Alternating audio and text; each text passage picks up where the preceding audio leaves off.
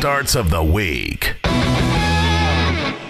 All right, it's time for our starts of the week. It's playoff time, and if you have made it to your playoffs streaming, guys, this section right now, we're going to deliver the goods. The goody. That's a promise. The goody goods. That's a promise. All right, so let's kick it off with Mike. Give me your quarterback. So my quarterback, start of the week. My quarterback start of the week, a little lower end guy. I'm going with Brian Hoyer. The Patriots have allowed 5 touchdowns to quarterbacks the last 2 weeks, and we saw the Texans were involved in a higher scoring game with the Bills last week. They got the Patriots coming in. I think the game flow could favor for Hoyer's fantasy production because the Pats can still put up points. I know they're depleted with their offensive weapons, but it's still Tom Brady, and he can still get it done. So I think if you're looking at game flow, and Hoyer has been great. He has been great all year. He hasn't put up just monster game-winning weeks, but he has also never crapped your team unless he gets knocked out of the game by an injury. So I think he's a strong start if you are if your quarterback is in a bad position. Like let's say you're a Derek Carr owner who's going up against Denver. The streamer guys that we talked about weren't available, but Hoyer's on your wire. I would play Hoyer over Derek Carr this week. Also, it looks like DeMarcus Ware is going to be back for Denver. That's pleasant news for Derek Carr. Yeah, so if you're a Derek Carr owner, go get Brian Hoyer. Or here's another guy you can go get. Absolutely. Tyrod Taylor. This guy has not thrown for 300 yards once. Not once. So why start him? Because he's the most efficient fantasy quarterback in the league right now per pass. He has 4 different games with 3 or more touchdowns, and he runs the ball. They have really used him on the ground. He has several games over 40 yards. He has a game over 70 yards on the ground. He's scored 3 touchdowns on the ground, and you've got a matchup here with Philadelphia, who's been giving up a lot of passing touchdowns. So you've got a good matchup, a guy who's had big blow-up games, and this is the type of blow-up potential that you see. Now, Tyrod Taylor has crapped the team, so he's a little bit more risky to me. If they run the ball in with Shady McCoy, with Shady, and the touchdowns end up going that way in the revenge game, then you've got it. But this is the guy. Like if you're a lower seed and you're facing a big juggernaut, Tyrod Taylor can explode. Yes. He was my number 1 priority to keep him away from Mike in our league in terms of a streamer. He's my start of the week as well. He was my stream of the week. Jason pretty much summed up the entire scenario, but I'll just add the fact that not only has he had blow-up games, his last 2 weeks have been very good games, 30 and 39 in our scoring 6-point per touchdown league. So I'm going to go ahead and give you my running back, and I'm going to name him the Lonely Bronco. If we have one of C.J. Anderson or Ronnie Hillman as the lonely starter, I think you start him with extreme joy against an Oakland Raiders defense that is giving it up to the running back position. My gut tells me C.J. will sit and Hillman will be active, and yes, Juwan Thompson will get work, but last week it was like 5 or 6 carries, and Ronnie Hillman, I think if he's healthy, can give you a really surprising, nice fantasy game.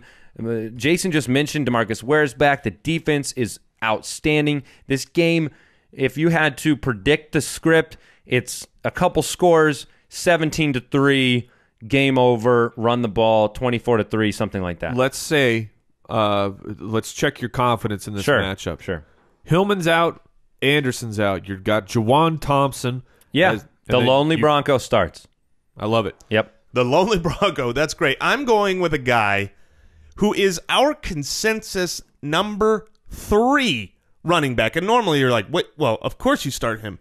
But there are a lot of people who are really scared to start this guy. He was my Not me. Start Not of the me. week. He was my start of the week last week. And he's my start of the week this week. It's David Johnson. Oh, yeah. David Johnson, we talked about it already, so I don't need to regurgitate, but the Vikings are not the Vikings defense right now. And people see, okay, he's had one good week, and he's going up against a bad matchup. But no, he's not. No, he is not. And he got the ball 24 times. He's going to get it again this week. Start him over anyone. If David Johnson's on your team, he is starting. David Johnson, Adrian Peterson. David Johnson. Okay. Yeah. David Johnson or... I agree. I'm just doing a heat check. Yeah. D'Angelo Williams. David Johnson. Who do we have? Todd Gurley. David Johnson. David Johnson. David Johnson or... LaShawn McCoy. David Johnson. What? Wow. Here's what I love. I love that David Johnson's such a storyline at the end of this year. It is a delight. It worked. Because he was such a storyline in the beginning. It's just, I'm sorry, Andre Ellington. I'm sorry, Chris Johnson. But this is very nice. And he offers so much upside. He's just a game-breaking type of player. All right, my running back start of the week. I've mentioned his name quite a few times. Actually, you've not mentioned his name enough. You've mentioned his nickname quite a few times. Shaun Draughn, the big salad.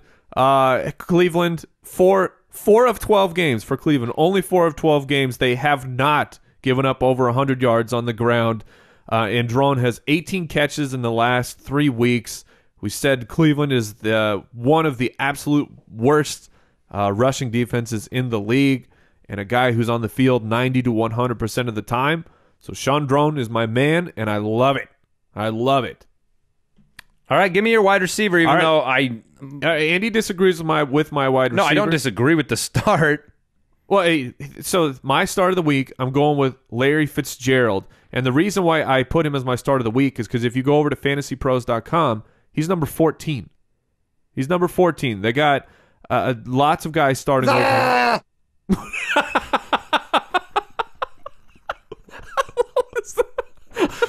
What was that? That was me taking a risk at finding a nice sound effect that said "duh," but that one was terrifying, and I'm scared, and I peed myself. Okay, but here's the deal for Larry Fitzgerald. Like I said, 53 targets over the last 3 weeks. That's the top of the NFL. The Vikings are depleted of defensive playmakers right now. Of my wide receivers, I have Larry Fitzgerald ranked number 4. And that's why I went with my start of the week, because he is a wide receiver 2 on Fantasy The Pros. only argument, that's what I was going to say, the argument that you are making to keep him as your start of the week as opposed to the obvious is just the fact that there are other resources out there telling people that he's a 2 that you should start other guys over. Yes. And therefore, I will allow it. Thank you. Even though I played that sound Let me effect. go with a far better start. This is my favorite guy right now to talk about. He's my favorite guy. He's my favorite guy. Let me ask you guys a question. I know you know the answer, so let me ask the Foot Clan a question.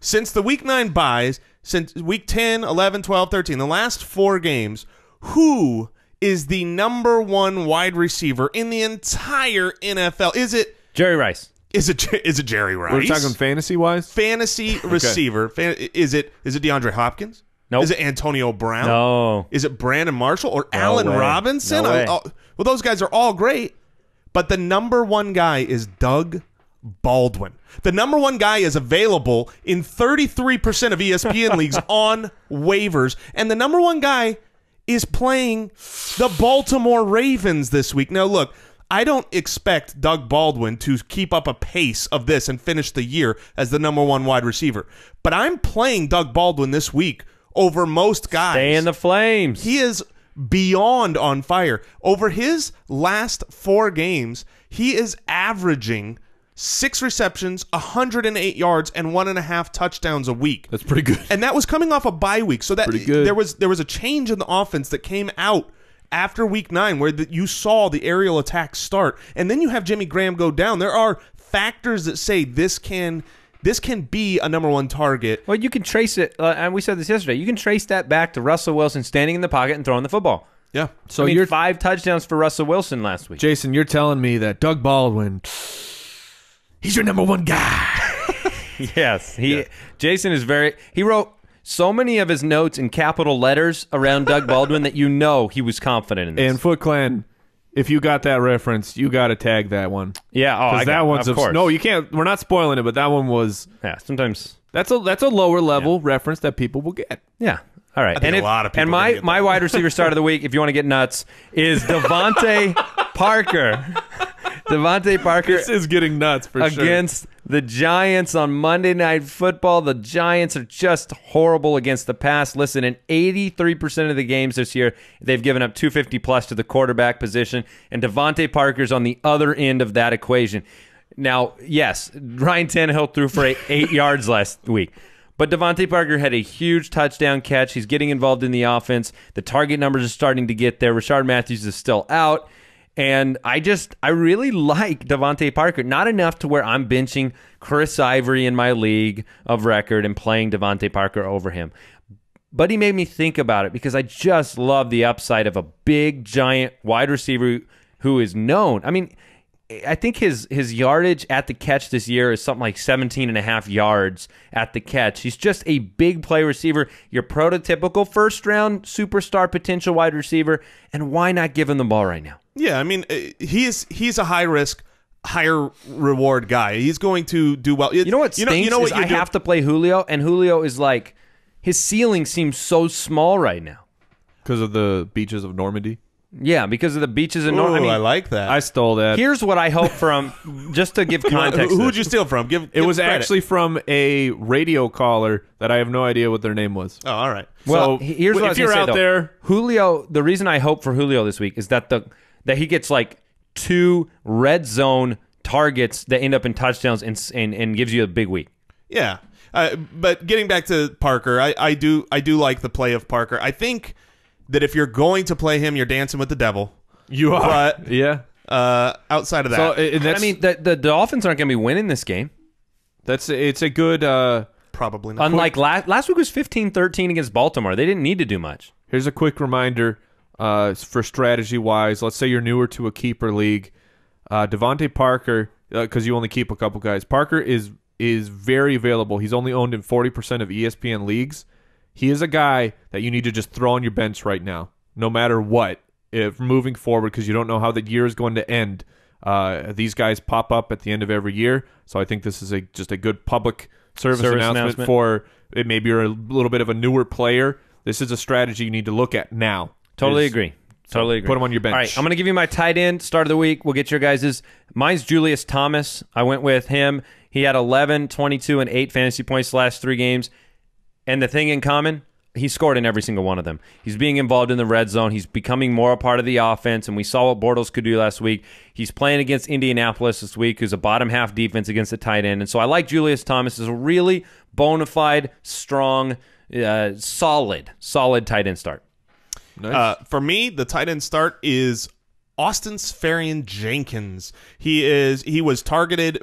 He wasn't on the field that much last game. They were working him back from his 21 of 71 snaps. Yeah, exactly. And he still had a decent fantasy day. And the matchup here is what I really love about it. The New Orleans Saints are just giving it up to the tight end. In fact, the New Orleans Saints, who are the worst defense pretty much in the league, over the last 3 weeks to the wide receiver, they have given up very few yards. It's all going to the tight end. So it's just a good matchup. Good matchup. Good upside. And he's available. He represents upside to me. He could have a big game out of nowhere. And I'm going a little bit sneakier with my tight end. I don't mind that. I thought about him. It's Kobe Fleener against Jacksonville. Here is Jacksonville's... That is a desperation tight end start. But here's numbers that Jacksonville has allowed to the tight end. Week 10, 11 catches. The next week, 12 catches. Then only 5 to San Diego, but 2 touchdowns. And then the following week to Tennessee, 10 catches. So, I mean, double-digit catches to the tight end 3 of the last 4 weeks, including 6 touchdowns to the tight end position. And you got, we assume it's Hasselbeck. It could be Charlie Whitehurst. Either way, I look for Kobe Fleener to get some sneaky targets in. I don't mind that. Deeper leagues, he's a really good start. I don't know how many guys I'm starting him over, but I like the matchup, and I thought about him a little bit myself, so I really like that. All right, guys, that is it for today's show. We went a little bit longer. We'll be back with the rest of the fantasy forecast tomorrow. We'll get you some DFS knowledge, and we'll get you ready for Week 14 and the playoffs. We're thankful that you joined us today. Make sure you check out PokerStars.net. Thank you for supporting the show, and we will be back tomorrow. Yeah. Hopefully none of us have a tear. Strong finish. Thank you for listening to another edition of the Fantasy Footballers Podcast. Don't forget to visit us on the web at www.thefantasyfootballers.com and follow us on Twitter at the FF Ballers.